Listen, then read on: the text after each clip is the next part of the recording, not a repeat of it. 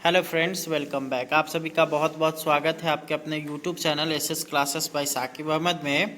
तो अभी का जो यह वीडियो आप जितने भी प्रधान अध्यापक, प्रधान शिक्षक या आप सहायक शिक्षक हैं, आप सभी के लिए है। आप जितने भी शिक्षक हैं, आप लोगों के लिए एक नोटिस जारी हुआ है जिसमें यहाँ पर शिक्षा विभाग के द्वारा बताया गया है कि मंगलवार से, यानी कि आपका जो मंगलवार आ रहा है, यानी कि 3 तारीख से 3 फरवरी से आपके यहाँ स्कूल का जो जांच का निरीक्षण का जो तरीका है वो यहाँ पे बिल्कुल बदल चुका है। और आप जितने भी शिक्षक हैं उन सभी से जो है यहाँ पे कुछ डॉक्यूमेंट लिस्ट जारी किया गया है। उस डॉक्यूमेंट के आधार पर आप लोग के स्कूल में स्कूल जांच किया जाएगा और उसी के आधार पर आपके यहाँ रिपोर्टिंग किया जाएगा। तो चलिए हम लोग बढ़ते हैं आगे की तरफ और आप लोग को डिटेल्स में दिखाते हैं कौन कौन से डॉक्यूमेंट लिस्ट जारी किए गए हैं जिनकी जांच की जाएगी। चैनल पे आप लोग नए होंगे तो सब्सक्राइब कर लीजिएगा, वीडियो पसंद आए तो लाइक शेयर करिएगा। यह जो आप लोग देख रहे हैं ये विभाग द्वारा समय समय पर आदेशित नियमों, आदेश एवं पत्रों का समेकन जो विद्यालय संचालन के मूलभूत बिंदु है। पहला है शिक्षक के लिए बिंदु, तो इसमें कई सारी चीज़ें दी गई हैं जिसमें यहाँ पे सबसे पहला जो बिंदु है वो है आप लोग का सभी शिक्षक शिक्षिकाओं को समय पर विद्यालय पहुंचना। दूसरा जो चीज़ है वो है इस शिक्षा कोष पर उपस्थिति दर्ज करना। छद्म उपस्थिति या फोटो से उपस्थिति दर्ज करने पर शिक्षक शिक्षिका के साथ साथ प्रधान अध्यापक भी दोषी माने जाएंगे। तीसरा है बिना अवकाश स्वीकृत कराए विद्यालय से अनुपस्थित नहीं होंगे। प्रभारी या प्रधान अध्यापक के द्वारा अवकाश स्वीकृत करने में परहेज नहीं किया जाएगा, लेकिन एक समय में अधिकतम 10% से ज़्यादा शिक्षकों को अवकाश नहीं दिया जाएगा। अवकाश स्वीकृति में ध्यान रखा जाए कि शिक्षक के अवकाश में जाने से पठन पाठन बाधित नहीं होना चाहिए। चौथा जो चीज़ है वो है विद्यालय में पदस्थापित शिक्षक एवं शिक्षेतर कर्मी विद्यालय या कार्यालय अवधि में गरिमा युक्त औपचारिक परिधान में ही विद्यालय आएंगे, जीन्स टी शर्ट शर्ट में नहीं आएंगे। अब यहाँ पे आप लोग देख सकते हैं बैंक से वेतन निकालने के लिए शिक्षक शिक्षिका विद्यालय अवधि में बाहर नहीं जाएंगे। शिक्षक शिक्षिका अपने समस्याओं के लिए जिला कार्यालय में नहीं आएंगे। वह अपने समस्याओं से संबंधित आवेदन अपने प्रखंड शिक्षा पदाधिकारी कार्यालय में समर्पित करेंगे, जिस पर संबंधित प्रखंड शिक्षा पदाधिकारी समस्याओं का समाधान करेंगे। यदि आवश्यकता हो तो जिला कार्यालय के लिए अग्रसारित करेंगे। अगला जो है प्रत्येक माह के 25 तारीख तक विद्यालय में पदस्थापित शिक्षक शिक्षिकाओं कर्मियों एवं आधार ऑपरेटर सहित सभी का उपस्थिति विवरणी संबंधित कार्यालय को उपलब्ध करा दिया जाए ताकि ससमय वेतन भुगतान किया जा सके। विलंब से गलत या अधूरा उपस्थिति विवरणी उपलब्ध कराने के लिए संबंधित प्रधान अध्यापक जिम्मेवार होंगे। दूसरा जो चीज़ है वो है विद्यालय परिसर की व्यवस्था के लिए। इसमें अगर देखिएगा तो विद्यालय अवधि में किसी भी वर्ग कक्ष या भवन में ताला बंद नहीं रखा जाए। दूसरा जो चीज़ है वो है अनुपयोगी सामग्री को विद्यालय शिक्षा समिति के सहयोग से नीलाम कर दिया जाए। तीसरा जो चीज़ है वो प्रधानाध्यापक कक्ष व्यवस्थित एवं सुसज्जित एवं इसमें सभी शिक्षकों का प्रोफाइल फ्लैक्स पर प्रदर्शित किया जाए। चौथा जो है वो है विद्यालय में अनावश्यक पाठ्य पुस्तकें नहीं होनी चाहिए। जिन बच्चों के पास पुस्तक नहीं है उन्हें उपलब्ध करा दिया जाए। अवशेष या अधिक पुस्तक अपने प्रखंड संसाधन केंद्र को उपलब्ध करा दिया जाए। स्वास्थ्य विभाग द्वारा उपलब्ध कराई गई विभिन्न दवा जैसे आयरन की गोली एल्बेंडाजोल को निर्धारित समय में एक्सपायरी डेट देखकर ही बच्चों की दवा दी जाए।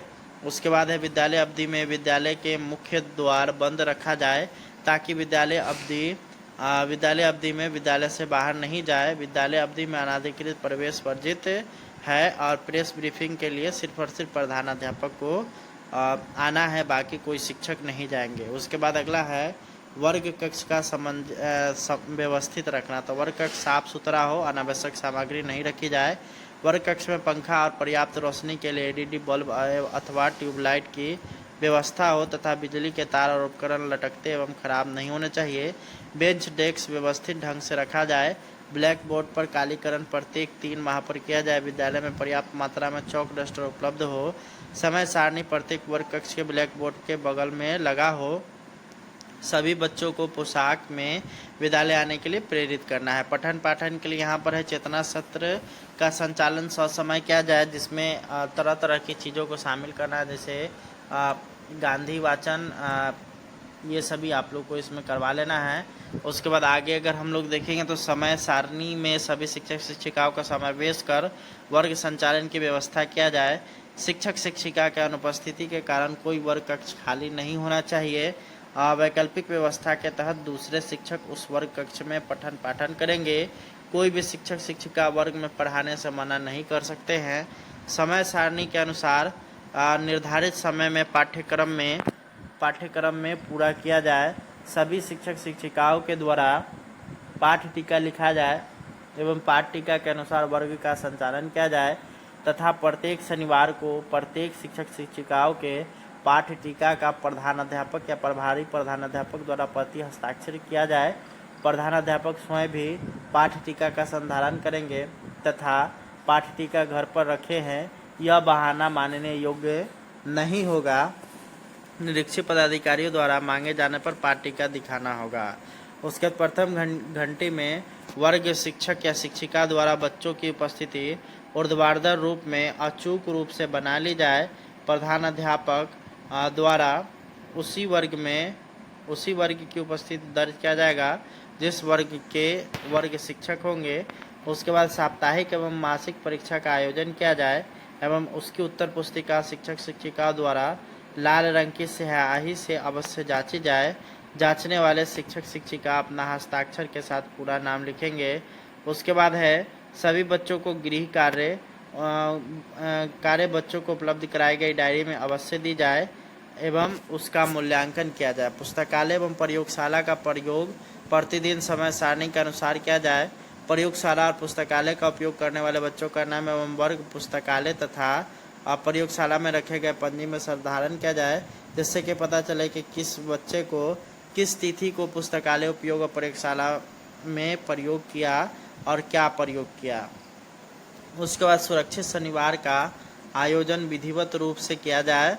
और उसके बाद है विद्यालय परिसर एवं भवन का उपयोग पठन पाठन के अलावा किसी अन्य गतिविधि में नहीं किया जाए। प्रतिदिन संबंधित वर्ग शिक्षक शिक्षिका द्वारा FLN किट एवं LEP किट का उपयोग किया जाए। दोनों किट किसी भी परिस्थिति में बक्से में बंद नहीं होना चाहिए।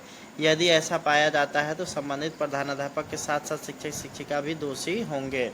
उसके बाद है विद्यालय में अध्ययनरत बच्चों में वर्ग सापेक्ष शिक्षा एवं गुणवत्ता उपलब्ध कराने की जिम्मेवारी वर्ग शिक्षक या शिक्षिका के साथ साथ प्रधानाध्यापक की भी होगी। ICT लैब का उपयोग बच्चों द्वारा नियमित रूप से किया जाना है। उपयोग करने वाले बच्चों का उपयोग तिथि के अनुसार पंजी संधारित होनी चाहिए। स्मार्ट क्लास व्यवस्थित एवं सुसज्जित होना चाहिए तथा उसका उपयोग प्रतिदिन होना चाहिए। उसके बाद आगे है खेल सामग्री अलमारी या बक्से में बंद नहीं होना चाहिए। उसका उपयोग प्रतिदिन बच्चों द्वारा किया जाना चाहिए। PM पोषण योजना का संचालन। तो PM पोषण योजना संचालित विद्यालयों में मेन्यू का प्रदर्शन दीवार पर अवश्य किया जाए। भोजन बनाने से पूर्व रसोईया घर भंडार गृह के साथ साथ रसोईया को भी निजी स्वच्छता का ध्यान देना है। खाद्य सामग्री को धोकर के उपयोग में लाना है। PM पोषण योजना के सामग्रियों को एयर टाइट डिब्बे में ही रखा जाए। PM पोषण योजना के कचरे का निपटान उचित तरीके से हो। भोजन परोसने से पूर्व इसको चखने के उपरांत चखना रजिस्टर में दर्ज करने के उपरांत ही परोसा जाए। PM पोषण की अगर बात करिएगा तो पूर्व बर्तन की साफ सफाई को प्रत्येक शुक्रवार को बच्चों को अंडा या मौसमी फल दिया जाए। किसी भी प्रतिकूल स्थिति में अपने स्थानीय स्वास्थ्य केंद्र व अस्पताल की सहायता ली जाए। उसके बाद अभिलेख की व्यवस्था में देखिएगा तो प्रधानाध्यापक के टेबल पर अभिलेख जैसे अनावश्यक अभिलेख जैसे पंजी एवं किताबें नहीं रखी जाए। विद्यालय शिक्षा समिति की बैठक प्रति माह कराई जाए एवं विद्यालय प्रबंधन समिति की बैठक प्रत्येक 3 माह पर एक बार अवश्य कराई जाए। अभिभावक बैठक प्रत्येक माह के प्रथम अथवा अंतिम सप्ताह में निश्चित रूप से की जाए एवं उसकी कार्यावली ढंग से किया जाए। उसके बाद ZBS खाता विपत्र एवं अभिश्रव लेजर भंडार एवं PPA निर्गत पंजी तथा ड्राइंग लिमिट प्राप्ति पंजी का संधारण अचूक रूप से किया जाए। विद्यालय के खाता का पासबुक को प्रति माह अपडेट कराया जाए। कैश बुक का लेखन प्रति माह किया जाए। विद्यालय अवधि में विद्यालय से संबंधित अभिलेख विद्यालय में खराब रहेंगे।